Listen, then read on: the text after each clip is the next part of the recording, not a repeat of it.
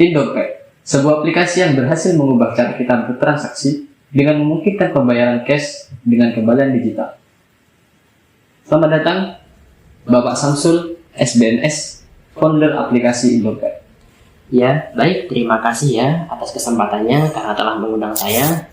Jadi langsung saja, kalau misalnya ada yang ingin didiskusikan atau ada yang ingin berbagi, sharing-sharing, langsung saja. Tentu, hari ini kita akan berbagi banyak hal, juga mendiskusikan banyak hal. Namun sebelumnya, mungkin Bapak Samsul bisa sedikit menceritakan nih, inspirasi di balik berdirinya aplikasi Indompet ini. Ya, jadi awal mula inspirasinya itu ketika saya berbelanja di Indomaret. Kan kalau misalnya kita sampai kasir, biasanya kasir itu kan bakalan nanya ya, kembaliannya mau didonasikan aja kak? Nah, dari situ saya langsung terinspirasi dan kepikiran. Karena kan nggak semua orang itu pengen buat mendonasikan kembaliannya ya. Karena setiap rupiah sangat berharga. Betul sekali, setiap rupiah itu sangat berharga. Setuju. Menarik sih backstory-nya. Nah, terus saya penasaran nih, gimana sih cara kerjanya aplikasi Indompet ini? Apakah pengguna perlu melakukan sesuatu khusus saat bertransaksi? Kalau cara kerja itu simpel ya, jadi nanti pengguna itu tinggal registrasi aja ke aplikasinya, pakai nomor HP atau pakai email lah. Nah, ntar kalau misalnya mau datang ke kasir, mau bayar ke kasir, jadi kita itu tinggal nyebutin aja nomor HP kita atau ID akun kita lah. Nah, ntar otomatis kembalian tuh bakalan langsung masuk ke aplikasi Indompet. Jadi misalnya beli mie harganya 3.100 nih, pakai uang 5.000. Kan ntar kembaliannya 1.900 kan ya. Nah, jadi ntar 1.500-nya itu dikasih secara tunai, 400-nya masuk ke aplikasi gitu. Atau enggak kalau misalnya mau semua kembaliannya masuk ke aplikasi juga bisa. Oh, berarti mirip-mirip dengan membuka Indomaret ya? Iya, betul. Sama persis malah. Nah, kira-kira apa nih rencana Pak Samsul ke depannya untuk Indompet ini? Apakah ada fitur baru yang sedang dikembangkan? Sebelum saya jelasin fitur yang lagi dikembangkan, saya mau jelasin dulu nih fitur yang udah ada di aplikasi ini. Nah, jadi selain kembaliannya itu bisa kita pakai lagi buat belanja di Indomaret, kembalian di Indompet itu juga bisa kita pakai buat top up. Misalnya kita mau beli pulsa atau mau beli kuota data, itu bisa di aplikasi Indompet. Atau kita mau donasi, itu juga bisa. Kita sediain platformnya. Jadi misalnya kita mau donasi ke panti asuhan, donasi ke anak yatim, bisa juga. Berarti kita bisa langsung tahu ya donasinya kemana gitu. Betul. Nah, untuk fitur baru, jadi kita ini lagi mengembangkan agar aplikasi Indompet ini bukan cuma bisa dipakai di Indomaret aja, tapi bisa dipakai di toko-toko kelontong gitu. Misalnya kayak toko-toko yang ada di pinggir jalan, toko Madura. Nah, itu juga bisa menggunakan aplikasi Indompet. Nah, berarti selama kembaliannya itu nggak utuh, itu bisa melalui Indompet. Betul, itu yang lagi kita kembangkan sekarang ini. Menarik.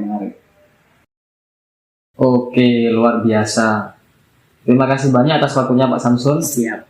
Sebelum kita akhiri nih, mungkin ada pesan terakhir atau motivasi untuk pendengar kita hari ini. Singkat saja, be yourself and never surrender. Terima kasih. Itu dia Pak Samsul SBNS, founder dari Indompet. Semoga informasi ini bermanfaat bagi kalian. Tetap semangat dan terus berinovasi. Halo, selamat pagi, selamat siang, dan selamat malam kepada para pendengar. Selamat datang di promosional video aplikasi Indompet. Selanjutnya yaitu anggota kelompok kami ya Samsul Fad, yaitu sebagai berikut beserta dengan NIM-nya. Next, latar belakang. Kehadiran Indomaret sebagai salah satu perusahaan retail terbesar di Indonesia telah memudahkan masyarakat dalam memenuhi kebutuhan sehari-hari. Namun kemudian ini seringkali diiringi dengan masalah pengembalian uang kembalian yang dialami oleh banyak pelanggan. Dalam situasi tertentu, kasir kesusahan dalam menyediakan uang kembalian yang pas untuk melayani pembayaran tunai, terutama saat kekurangan pecahan uang kecil dan terjadi lonjakan pengunjung. Hal ini dapat menyebabkan antrian panjang, ketidaknyamanan pelanggan, bahkan potensi kehilangan pelanggan. Untuk menguji urgensi masalah tersebut, kami melakukan angket dengan total 534 responden dari seluruh Indonesia dengan rentang usia sebagai berikut. Nah, dalam kuesioner kami mengajukan 3 pertanyaan. Dengan pertanyaan yang pertama, dengan kesimpulan dari seluruh responden, hanya 8,1% yang tidak pernah mengalami kendala kembalian di Indomaret. Sepertiga dari responden bahkan tergolong sering dan sangat sering mengalami masalah ini. Kemudian dari pertanyaan kedua dapat disimpulkan bahwa lebih dari setengah responden, lebih tepatnya sebanyak 57,5%, tergolong sering dan sangat sering diminta berdonasi atau mendapatkan kembalian yang kurang pas ketika berbelanja di Indomaret. Lalu untuk pertanyaan ketiga, hampir dari setengah responden, yaitu sebanyak 49,7%, merasa terpaksa dan sedikit terpaksa ketika diminta untuk mendonasikan kembalian di Indomaret.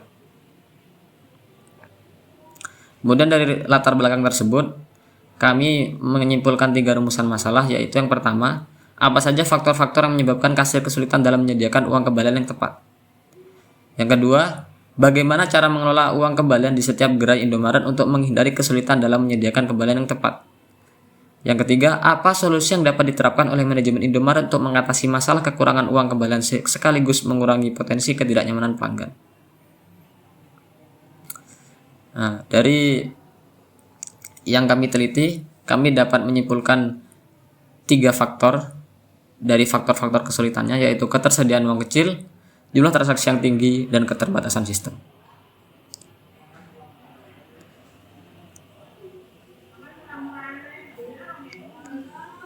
Kemudian segmentasi. Segmentasi kami yaitu meliputi demografi, psikografi, dan lifestyle.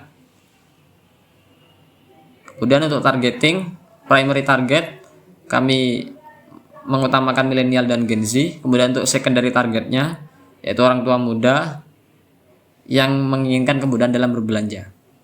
Sedangkan untuk positioning kami mendeskripsikan dengan kalimat, yaitu Indompet adalah solusi digital modern untuk pengalaman berbelanja di Indomaret yang lebih mudah dan cepat, memastikan kemudahan dalam pengelolaan pembayaran dan pengembalian uang.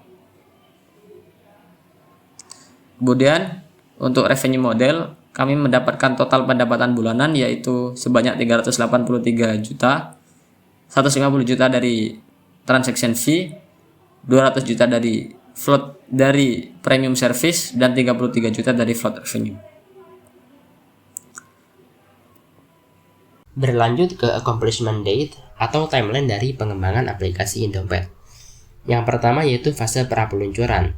Fase ini dimulai dari bulan pertama sampai bulan ke-6. Dicanangkan pada Juni 2027 sampai Desember 2027. Pada bulan pertama, kami akan berfokus pada riset pasar dan membangun tim development yang kuat. Di bulan kedua, kami akan mulai memilih platform dan membangun prototipe. Lalu di bulan ketiga, kami akan mulai menjalin kerjasama dengan pihak-pihak terkait, seperti OJK, Bank Indonesia, dan Indomaret itu sendiri. Dan di bulan keempat, kelima, dan keenam, akan diadakan uji coba aplikasi, kemudian mengumpulkan feedback, serta mempersiapkan strategi dan promosi untuk peluncuran. Kemudian fase pertumbuhan dan pengembangan, dimulai dari bulan ke-7 sampai bulan ke-12. Dicanangkan pada Januari 2028 sampai Juni 2028.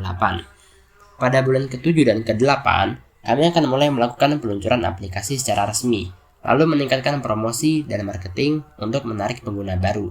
Dan di bulan ke-9 lalu ke-10, akan mulai ditawarkan fitur-fitur baru dan akan mulai membangun komunitas di Facebook maupun channel WhatsApp. Lalu pada bulan ke-11, kami akan mulai mempersiapkan rencana jangka panjang untuk pertumbuhan selanjutnya. Dan di bulan ke-12, kami akan mengembangkan aplikasi mobile web untuk pengguna yang tidak memiliki smartphone. Terakhir yaitu fase kemajuan dan kedewasaan. Dicanangkan pada tahun kedua dan ketiga dari peluncuran. Pada tahun kedua, telah tercapai target jumlah pengguna dan volume transaksi, lalu memperoleh profitabilitas yang berkelanjutan dan stabil. Kemudian pada tahun ketiga, Indompet akan berkontribusi pada pengembangan ekosistem keuangan digital di Indonesia, lalu berbagi best practices dan inspirasi bagi startup lain di Indonesia. Baik, sekian itu saja. Terima kasih. Kita ketemu lagi di video selanjutnya.